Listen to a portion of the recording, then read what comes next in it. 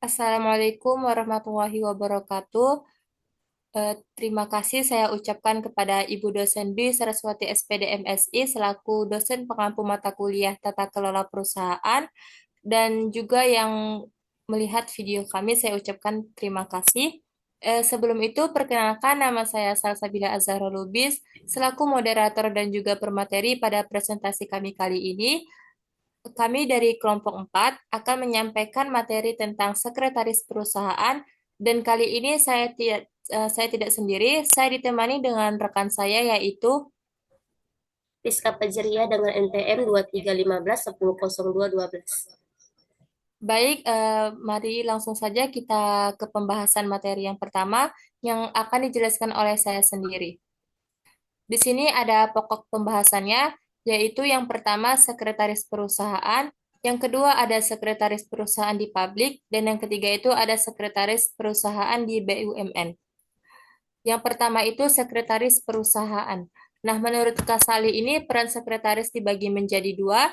Yang pertama, sekretaris perusahaan sebagai wakil dari perusahaan harus seorang profesional karena bertanggung jawab terhadap aktivitas direksi perusahaan, yang dimana tanggung jawabnya itu secara internal untuk kepentingan direksi dan juga manajemen. Lalu yang kedua itu sekretaris perusahaan sebagai citra dan branding, maka aktivitas sekretaris perusahaan ini harus mempunyai interpersonal komunikasi yang mampu membahasakan bahasa manajemen ke dalam lingkup internal dan juga eksternal perusahaan sehingga legitimasi perusahaan ini menjadi tinggi di hadapan stakeholder. Lalu adapun pembahasan sekretaris perusahaan itu ialah yang pertama, sekretaris perusahaan merupakan organ pendukung direksi yang memiliki peranan penting dalam memastikan penerapan aspek keterbukaan di perusahaan. Sekretaris perusahaan ini berfungsi dalam komunikasi internal dan juga eksternal, hubungan investor, serta kesekretariatan pimpin perseroan. Nah, sekretaris perusahaan ini juga berada di bawah direktur utama dan juga tanggung jawabnya ini secara langsung kepada direktur utama. Yang kedua itu, sekretaris perusahaan memiliki tugas pokok yang dimana untuk memastikan tercapainya peningkatan citra perusahaan melalui pengelolaan komunikasi perusahaan dengan pihak internal dan juga eksternal. Nah, mengadministrasikan dokumen perusahaan, membina hubungan antar lembaga, menyelesaikan permasalahan yang berkaitan dengan hukum korporasi, dan juga serta menjamin ketersediaan informasi kepada stakeholders. Dan yang ketiga itu untuk memperlancar kegiatan yang dijalankan. Nah, sekretaris perusahaan ini juga membawahi unit kerja Departemen Stakeholder Relation dan juga BOD Sekretari dan Departemen Corporate Communication. Adapun berdasarkan hal-hal tersebut, pertama sekali sekretaris perusahaan ini juga perlu mengetahui peraturan perundang-undangan di bidang ketenagakerjaan yang bersifat umum seperti yang pertama itu Undang-Undang Nomor 21 Tahun 2000 tentang Serikat Pekerja atau Serikat Buruh, yang kedua Undang-Undang Nomor 13 Tahun 2003 tentang Ketenagakerjaan, yang ketiga, Undang-Undang Nomor 2 Tahun 2004 tentang penyelesaian perselisihan hubungan industrial, dan yang keempat itu Peraturan Pemerintah Nomor 8 Tahun 1981 tentang perlindungan upah. Nah, mengenai hukum ketenagakerjaan ini sebenarnya sangat luas cakupannya, mulai dari ketentuan pengupahan, perjanjian kerja, hingga pemutusan hubungan kerja. Lalu ada pun jenis dari perusahaan, yaitu public company dan juga private company. Nah, public company ini yang pertama ada investor, emission, corporation books. Corporation books ini terbagi dari beberapa, yaitu financial report, shareholder minutes, dan management minutes meeting. Lalu ada corporate issues dan ada government compliance. Government compliance ini terbagi dari beberapa, yaitu business, operation, produk atau service, dan juga human resources. Nah, private company yaitu orang service meeting, implementing procedures dan system, arranges appointment, dan juga taking messages, correspondence, maintain diary, filling, managing database, prioritizing workload. Lalu adapun tugas dari sekretaris perusahaan. Seorang pemimpin itu sangat memerlukan bantuan sekretaris dalam melaksanakan tugas-tugasnya agar dapat menyelesaikan dengan baik. Nah, tugas-tugas utama itu meliputi menerima tamu, membuka surat, menyimpan surat atau arsip, menerima telepon, menyusun dan membuat jadwal pimpinan. Adapun tugas lainnya, yaitu yang pertama, tugas-tugas khusus yaitu tugas-tugas yang diperintahkan oleh pimpinan karena adanya unsur kepercayaan bahwa tugas sekretaris mampu menyimpan rahasia perusahaan. Yang kedua, tugas-tugas istimewa yaitu tugas yang menyangkut keperluan pimpinan. Yang keempat, tugas resepsionis yaitu menerima dan menjawab telepon serta mencatat pesan lewat telepon, menerima tamu, mencatat janji-janji untuk pimpinan dan menyusun acara kerja pimpinan. Yang terakhir, tugas keuangan, yaitu menangani urusan keuangan pimpinan dengan bank dan juga penyediaan dana untuk keperluan sehari-hari. Dan yang terakhir ada tugas sosial. Setelah tugasnya, maka ada fungsi dari sekretaris perusahaan. Yang pertama, memastikan bahwa perusahaan itu mematuhi peraturan tentang persyaratan keterbukaan sejalan dengan penerapan prinsip-prinsip good corporate governance. Yang kedua, memberikan informasi yang dibutuhkan oleh Dewan Direksi dan juga Dewan Komisaris secara berkala dan atau sewaktu-waktu apabila diminta. Yang ketiga itu sebagai penghubung atau liaison officer. Yang keempat, menata usahakan dan menyimpan dokumen perusahaan, termasuk tetapi tidak terbatas pada daftar pemegang saham, daftar khusus dan risalah rapat Dewan Direksi, rapat Dewan Komisaris, serta rapat umum pemegang saham RUPS. Selanjutnya akan dijelaskan oleh rekan saya Rizka Fazria. Baiklah, saya akan melanjutkan materi tentang sekretaris perusahaan di publik.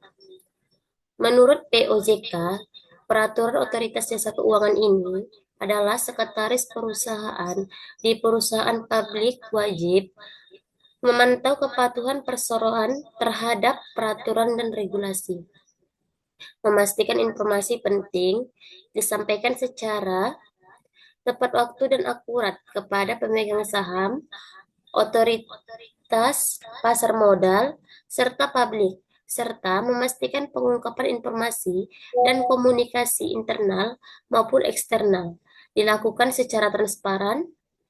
Sekretaris di perusahaan publik, sekretaris di perusahaan publik. Selanjutnya,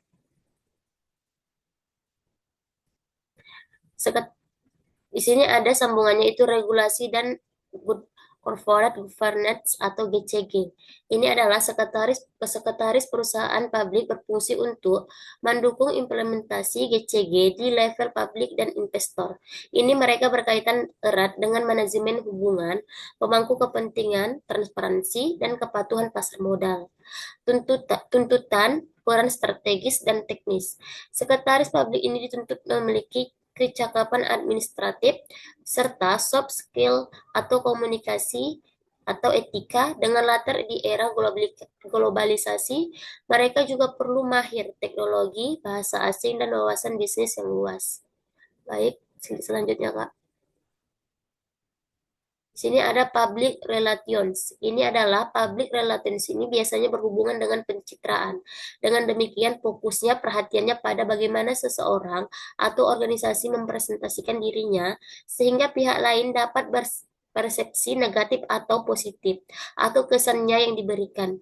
Bill Clinton atau Somirat dan Elviro In- ini ini pendapatan dari Bill Canton, Somirat, dan Elviro. Public relations ini pada dasarnya berhubungan dengan penciptaan pengertian yang lebih baik tentang suatu organisasi dalam rangka untuk memperoleh kepercayaan dan pengakuan publik. Di sini ada penjelasan fungsi perusahaan publik. Fungsi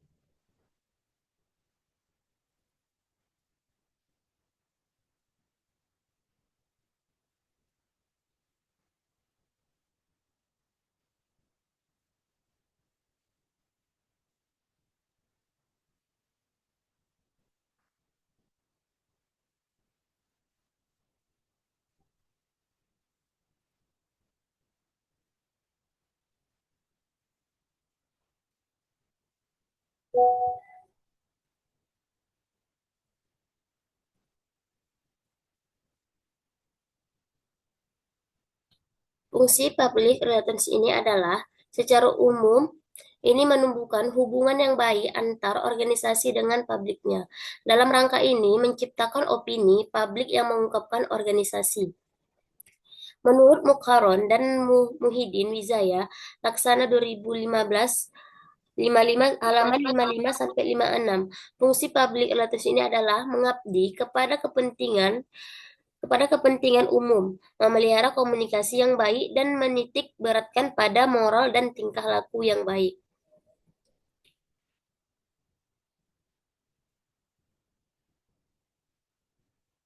Adapun tugas publik ini Adapun tugas public relations ini adalah ini menyelenggarakan dan bertanggung jawab atas penyampaian informasi secara lisan, tertulis melalui gambar kepada publik supaya publik ini mempunyai pengertian yang benar tentang organisasi dan perusahaan dengan tujuan serta kegiatan yang dilakukannya. Kedua itu ada memonitor dan merekam dan mengevaluasi tangkapan serta pendapat umum atau masyarakat. Yang ketiga ini ada memperbaiki citra organisasi. Yang keempat, tanggung jawab sosial. Lima, komunikasi. Baiklah, di sini ada penjelasan tentang sekretaris perusahaan di BUMN. Sekretaris perusahaan atau corporate sekretaris di badan usaha milik negara atau BUMN ini memegang peran penting, strategis dan sangat penting dalam penerapan prinsip-prinsip Good Corporate Governance atau GCG. Ini fungsinya ini diatur secara jelas dalam berbagai peraturan, termasuk peraturan Menteri BUMN dan regulasi OJK, serta menjadi salah satu pilar utama tata kelola perusahaan yang baik. Kompetensi bagi era revolusi industri 4 4.0 dalam penelitian ini terhadap 10 BUMN. Kompetensi inti yang dibutuhkan adalah satu, kemampuan komunikasi atau termasuk bahasa Inggris, adaptabilitas, motivasi tinggi, integritas, dan organisasional. Yang kedua itu ada penampilan profesional ini adalah menariknya penguasaan teknologi tidak menjadi syarat utama. Yang ketiga ada perbedaan antara sekretaris BUMN dan swasta. Ini adalah studi tahun 2010 yang mengungkapkan walau tugas mendasar baik di BUMN maupun swasta serupa, manajemen dokumen, jadwal, korespondensi ini perbedaan muncul dari struktur formal dan tingkat regulasi di BUMN yang lebih kompleks. Tugas dan fungsi perusahaan di BUMN. Tugas dan fungsi utama sekretaris perusahaan terkait GCG yang pertama ini memastikan kepatuhan terhadap regulasi dan keterbukaan informasi sekretaris perusahaan. Bertanggung jawab memastikan BUMN mematuhi seluruh peraturan terkait informasi sejalan dengan prinsip-prinsip GCG. Ini mencakup pelaporan yang transparan, akurat, dan tepat waktu kepada pemegang saham, otoritas, serta publik. Dua, penyediaan informasi dan dukungan kepada direksi dan dewan komisaris. Sekretaris perusahaan wajib memberikan informasi yang dibutuhkan oleh direksi dan dewan komisaris atau dewan pengawas, serta berkala atau sewaktu-waktu apabila diminta. Gunanya ini untuk mendukung pengambilan keputusan yang berbasis prinsip DCG. Ketiga, sebagai penghubung atau liaison officer, sekretaris perusahaan sebagai berperan sebagai berperan sebagai penghubung antara direksi, dewan komisaris, pemegang saham, dan pemangku kepentingan lainnya, memastikan komunikasi berjalan efektif dan transparan. Yang keempat ini pengelolaan, administrasi, dan dokumen perusahaan. Yang kelima, tugas lainnya ini adalah menata usahakan serta menyimpan dokumen penting di perusahaan seperti daftar pemegang saham, risalah rapat direksi, dewan komisaris, dan RUPS, serta dokumen lain yang relevan dengan tata kelola perusahaan.